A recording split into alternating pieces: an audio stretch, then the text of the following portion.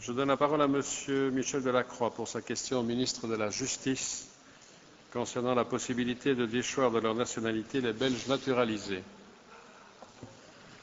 Je vous remercie, Monsieur le Président. Monsieur le Ministre, ma question a trait plus exactement, plus précisément, à l'application de l'article 23 du Code de la nationalité.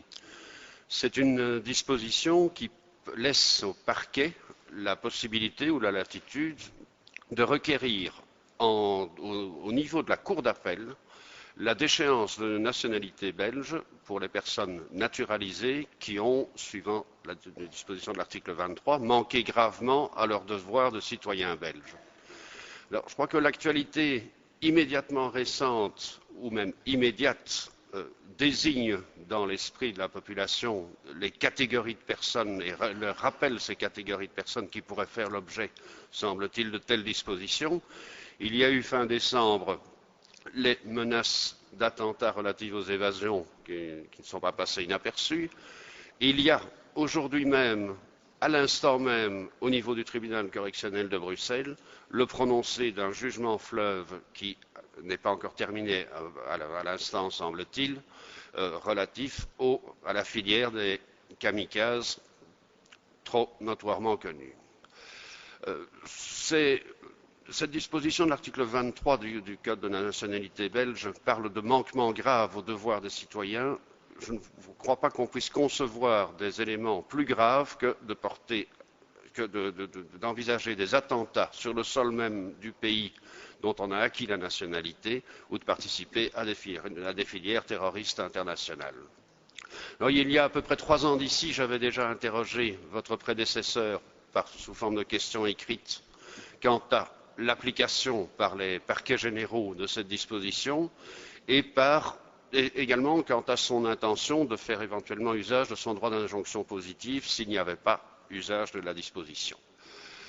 Je ne vous cache pas que j'ai été assez déçu de la réponse dans la mesure où, de manière implicite à tout le moins, on me répondait que l'article 23 n'était jamais appliqué et que votre prédécesseur justifiait de ce que j'ose appeler son hostilité vis-à-vis de la mesure et partant de sa possibilité d'adresser des injonctions positives aux parquets généraux en arguant d'un élément unique qui était le risque d'apatridisme. Mais ce risque me paraît purement théorique et la réponse que j'avais reçue à l'époque un peu spécieuse, dans la mesure où, dans une très large majorité des cas, semble-t-il, les personnes qui ont acquis la nationalité belge n'ont pas pour autant perdu leur nationalité d'origine. Je pense notamment à l'ensemble des pays du Maghreb, plus particulièrement à la Tunisie, où lorsqu'une personne acquiert la nationalité belge, elle conserve sa nationalité d'origine ainsi que ses descendants. Donc le risque d'apatridisme qu'on a mis en avant pour faire preuve de cette hostilité est quelque chose de... Je voudrais vous rappeler que les questions orales ne peuvent pas dépasser 3 minutes. Je suis au bout, Monsieur le Président. Je suis au bout. Donc ma question, en fait, elle est extrêmement simple. Je voudrais demander à Monsieur le Ministre s'il entend maintenir la ligne de conduite qui a été fixée, semble-t-il, par son prédécesseur d'une part, et si, d'autre part, il envisage, en cas de carence au moins apparente des parquets généraux, de faire usage de son droit d'injonction positive. Monsieur le ministre.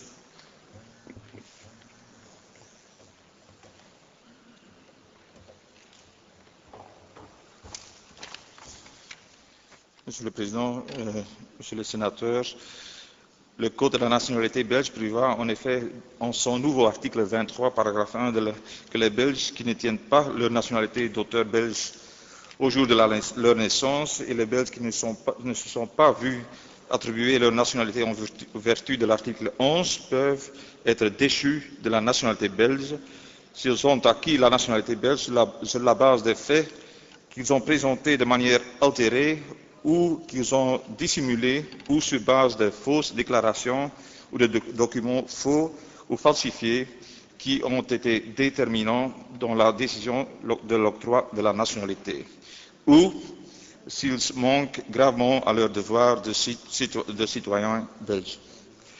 Je vous rappelle que dans le même sens, le Code civil français prévoit en ses articles 25 et 25 et 1 que l'individu qui a acquis la qualité de Français peut être déchu de la nationalité française, sauf si la déchéance a pour résultat de le rendre apatride et s'il est condamné pour un acte qualifié de crime ou délit constituant une atteinte aux intérêts fondamentaux de la nation ou pour un crime ou un délit constituant un acte de terrorisme.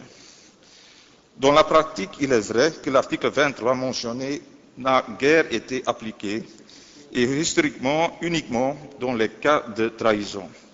Il s'agit d'environ 5 cas dans l'entre-deux-guerres et 34 cas immédiatement après la Deuxième Guerre mondiale. J'ai demandé aux analystes statistiques de me procurer les chiffres des années précédentes. Je veux bien m'informer au sein du collège du DPG quelles sont les directives et les intentions du collège en ce qui concerne les cas de terrorisme. Il faut savoir que la doctrine a été assez claire et a stipulé qu'il doit s'agir de personnes qui ne se mettent indéniablement en dehors de la communauté belge en démontrant par leurs actes qu'ils ne sont pas du tout attachés à cette nationalité. Un attentat terroriste aveugle contre les intérêts fondamentaux de l'État qui n'a pas que pour but de nuire aux citoyens et de les traumatiser, exécuté par une personne de nationalité belge, ne peut être considéré que comme un tel acte. Je vais m'informer et voir comment le collège interprète l'article et, à mon avis, il faut voir si l'article n'est pas évidemment applicable en cas de terrorisme.